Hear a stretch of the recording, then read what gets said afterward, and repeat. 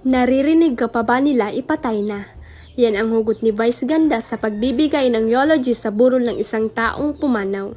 Naniniwala si Vice na parang wala ng silbi ang pagbibigay ng eulogy sa mga lamay dahil patay na ang pinag-aalaya ng mensahe at hindi na niya ito naririnig. Ayon sa TV host comedian, mas maganda at makabuluhan kung sasabihin natin ang mga gusto nating iparating sa mga mahal natin sa buhay habang nabubuhay pa sila. Sa isang episode ng It's Showtime, nagsalita si Vice tungkol sa usaping ito.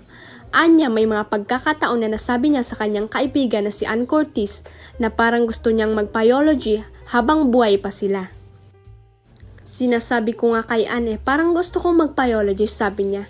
Bakit ang morbid mo? Ang sabi ng komedyante sa segment na Especially For You ng It's Showtime last Friday, March 8.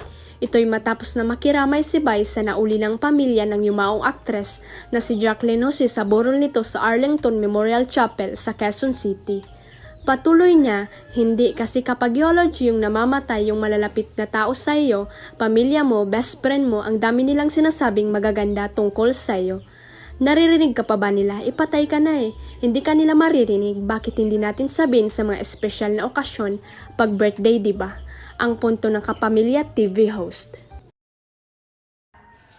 Huwag kalimutang i-click ang subscribe button at i-ring ang notification bell para sa latest at legit chika updates.